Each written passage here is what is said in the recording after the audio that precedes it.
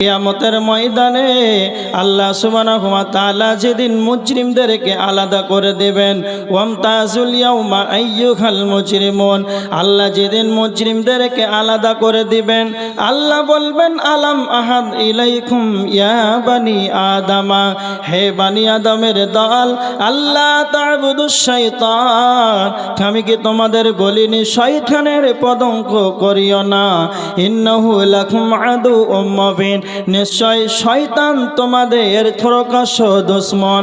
আল্লাহ তখন বলবেন ওয়ানি'বুদুনি, তোমরা আমারই ইবাদত করো, হাদা সিরাতুম মুস্তাকিম, এটাই হলো সহজ সরল পথ, আমার ইবাদত করো, এটাই হলো আমার সহজ সরল পথ। তারপরে আমার আল্লাহ বলেছেন, আল্লাহ বলবেন ওয়ালাকাদ আযাল্লা মিনকুম জিবিল্লান কাসীরা, শয়তান তোমাদের অনেক অনেক দলকে যেন পথভ্রষ্ট করে দিয়েছে। আফালাম তাকুনু তাকিলুন, তা কি তোমরা জানো না? হাদিহি জাহান্নামুল্লাতী কুনতুম তুআদুন ইসলাউহাল ইয়াউমা বিমা কুনতুম তাকফুরুন, যারা অন্যান্য পথে চলে যাবে, যারা কুফরি করবে, তা আল্লাহ বলেছেন এই যে তোমাদেরকে ওয়াদা দেওয়া হয়েছিল, ইসলাউহাল ইয়াউমা বিমা কুনতুম তাকফুরুন, জাহান্নামে তোমরা প্রবেশ করো তোমাদের কুফরির কারণে। তার মানে যারা এই সোজা সরল পথ বাদে বাঁকা পথে ডানে বামে চলে যাবে, বিচ্ছিন্ন হয়ে যাবে, তাদের জাহান্নাম ছাড়া কোনো গতি নাই। এই আয়াতের পূর্বে দুইখানা আয়াত তেলাওয়াত করেছি যে এই সোজা সরল পথের উপরে কারা টিকে থাকতে পারবে, কারা জান্নাতে যেতে পারবে। আমার দিকে দেখেন, আল্লাহ বলেছেন সূরা আনআমের 151 নম্বর আয়াত, এই দুইটা আয়াতে 10টা কথা আল্লাহ সুবহানাহু ওয়া তাআলা বলেছেন। আল্লাহ স্বয়ং নবীজিকে বলেছেন কুল তাআলাউ আতলু মা হাররামা রাব্বুকুম আলাইকুম, হে নবী মুহাম্মদ আপনি আমার গোলামদেরকে বলে দেন ওই সব বিষয়গুলো যেইগুলো আমি আমার গোলামদের জন্য হারাম করে দিয়েছি। তার মানে ওই 10টা বিষয় আমার গোলামদেরকে আপনি শুনিয়ে দেন, সেই সব বিষয়গুলো যেই বিষয়গুলো আমি রব তাদের জন্য আমার গোলামদের জন্য হারাম করে দিয়েছি। আর এই 10টাকে যে মানতে পারবে, এই পথ সোজা সরল পথেই তারা চলতে পারবে, জান্নাতে চলে যাবে। তার মানে 1 নাম্বার হলো আল্লাহ বলছেন যদি তোমরা সহজ সরল পথে চলতে চাও আর যদি খালি জান্নাতে যেতে চাও, তাহলে 1 নাম্বার হলো আল্লাহ তুশরিকু বিহি শাইয়া। আল্লাহ বলেছেন 1 নম্বরে আল্লাহ শিরকের কথা বলেছে, তোমরা আল্লাহর সঙ্গে অন্য কাউকে শরীক করিও না, তোমরা আল্লাহর সাথে অন্য কাউকে শরীক স্থাপন করিও না, শিরকের মতন গুনাহটা করিও না। শিরক এমন একটা বড় পাপ, যদি কালে কোনো মানুষ শিরক করে মারা যায় সেই জান্নাতে যাবে না, যাবে না, যাবে না। আর যদি জান্নাতে যায় তাহলে শিরক না করে যদি মারা যায় লোকটা জান্নাতে চলে যাবে। এই জন্য আমার আল্লাহ বলেছেন যদি কালে তোমরা জান্নাতে যেতে চাও তাহলে শিরকের মতো গুনাহটা করবে না। মুআয বিন জাবাল বলছেন, মুসলিম শরীফের 50 নম্বর হাদিস, মুআয বিন জাবাল বলছেন আমি আর আল্লাহর নবী একই সওয়ারির উপরে রয়েছে, আর বিশ্ব নবী আমাকে বলছেন ইয়া মুআয, ইয়া মুআয, 3বার করে আমার নাম ধরে রাখে। তখন মুআয বিন জাবাল বললেন লাব্বাইকা ইয়া রাসূলুল্লাহি ওয়া সা'দাই, উপস্থিত রয়েছে আল্লাহর নবী আপনি কি বলছেন বলেন। তখন আল্লাহর নবী মুআয বিন জাবালকে বললেন হাল তাদরি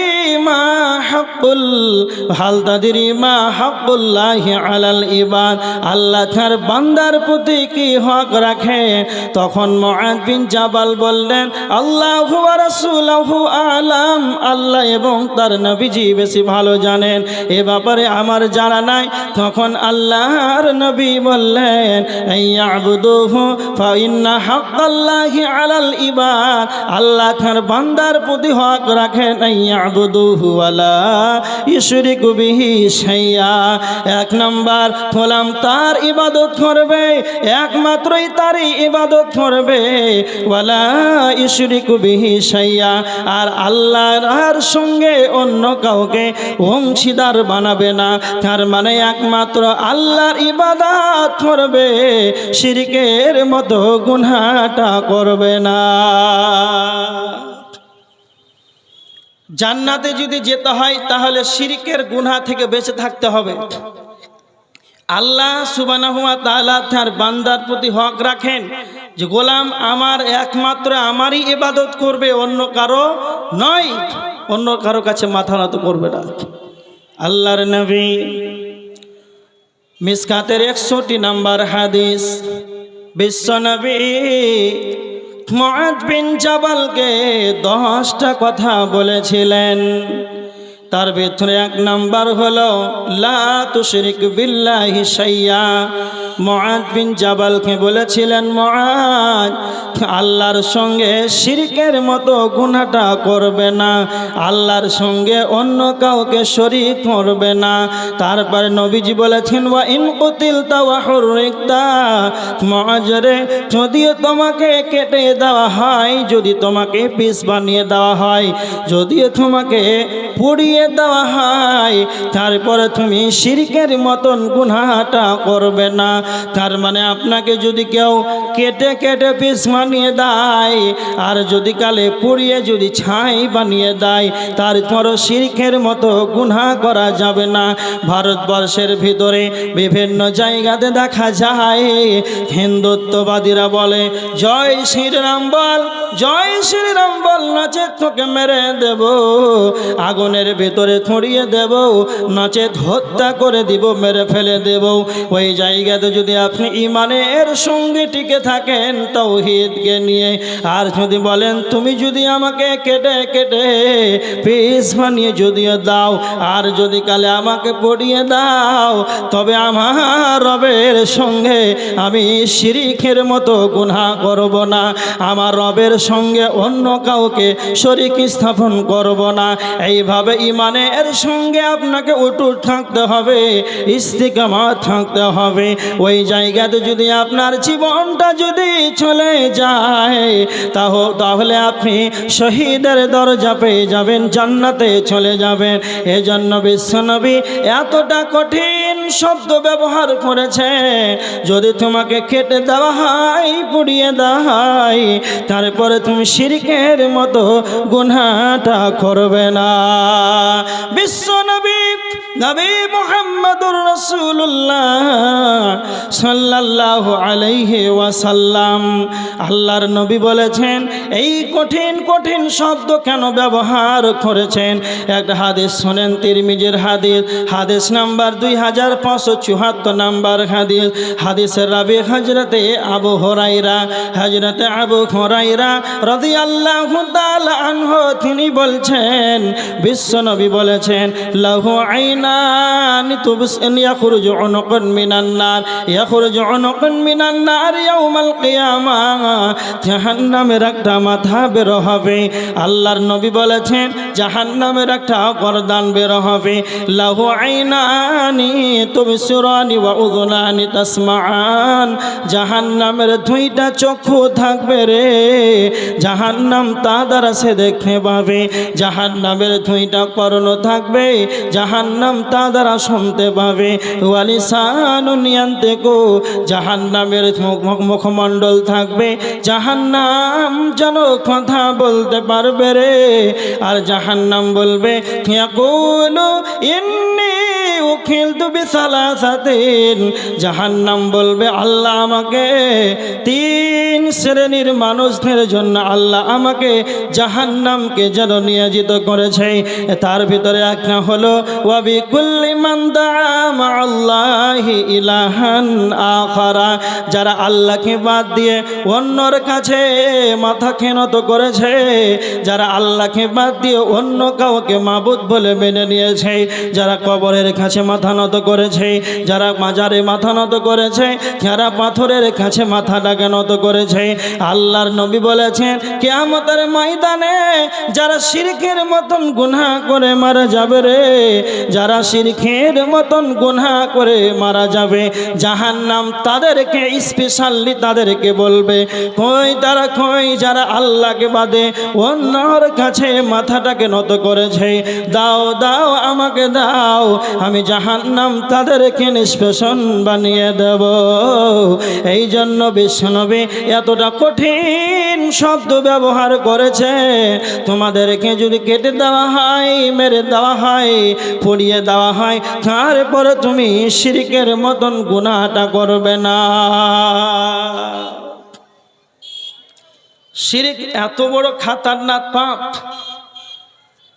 তার জন্য জান্নাতি হারাম। সূরা মাইদার ৭২ নম্বর আয়াত আল্লাহ বলেছেন ইন্নাহু মান ইউশরিক বিল্লাহি ফাকাদ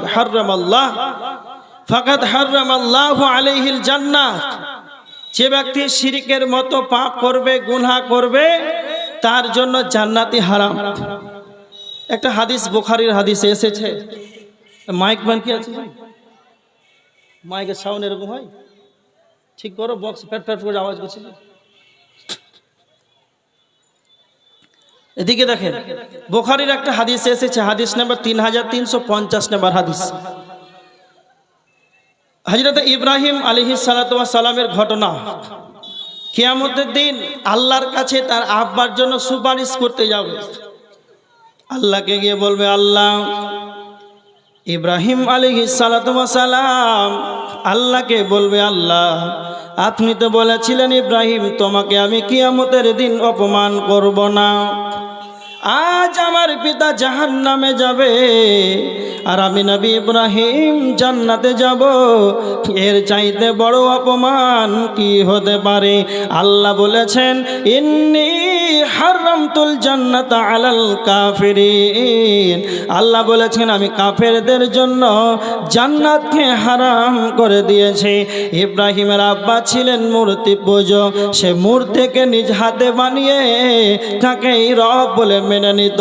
তার মানে যারা এই রকম ভাবে শিরকের মতন গুনাহটা করবে, তারা কিয়ামতের দিন তারা জাহান্নামে যাবে। শিরক এত বড় খাতারনাক পাপ। শুধু হাদিসগুলো শুনে আমরা চলতে উঠতে বসতে মনে করছে আমরা মনে হচ্ছে শিরক করি না। কয়েকদিন হলো, 2 দিন হলো একটা মৃত্যুর বাড়িতে মারা গিয়েছে, জানাজায় গেলাম তো একজন মহিলা বলছে যে আমার ভাই মরবে, তার জন্য আগামীকাল 15-20টা কাক এসে আমার এত জোরে চেঁচামেচি করছে। তখন আমি ভাবছি কিছু হবে, তারপরে আমার ভাই মারা গেল। কত বড় ডাহা মিথ্যা কথা। এইগুলো যে কুধারণা, আহলে হাদিস আমরা নিজেকে দাবি করছি, কিন্তু আপনি জান মহিলাদের ভিতরে এগুলো আছে, এইগুলো ধারণা, কুধারণা আছে। মাজারের কাজ না গেলে সন্তান হবে না, কুধারণা আছে। পাথর চাপড়ি না গেলে সন্তান হবে না, কুধারণা আছে। এত বড় বড় শিরক আছে, কিন্তু আমরা ভাবি না। আল্লাহ রাসূল বলেছেন মান মাতা ইউশরিক বিল্লাহি শাইয়্যান, যে ব্যক্তি শিরিক করে মারা গেল, শিরিক করে মারা গেল, দাখালান নার, তার জায়গা ঠিকানা জাহান্নাম। ওয়া মান মাতা লা ইউশরিক বিল্লাহি শাইয়্যান, যে ব্যক্তি শিরিক না করে মারা গেল, দাখালাল জান্নাহ, সে ব্যক্তি জান্নাতে যাবে। ভালো করে শুনেন। তাহলে যারা বড় বড় পাপ করছে, চুরি করছে, ডাকাতি করছে, ছিনতাই করছে, জেনা করছে, তো শিরিক করে না, তবে জান্নাত চলে যাবে। হ্যাঁ, বিশ্বনবীর হাদিস আছে, বুখারীর হাদিস 1237 নম্বর হাদিস। জিবরাইল এসে আল্লাহ রসুলকে বলছেন, আল্লাহর নবী, জিবরাইল স্বয়ং আল্লাহর নবীকে বলছেন, বিশ্বনবীকে এসে আল্লাহর নবী আপনার উম্মতের জন্য সুসংবাদ, না তো কি? তখন আল্লাহর নবী সাহাবীদেরকে বলছেন, সাহাবীরা তোমরা শোনো, আল্লাহর নবী বলছেন মান মাতা বিন উম্মতি লা তুশরিকু বিল্লাহি শাইয়া দাখালাল জান্নাহ।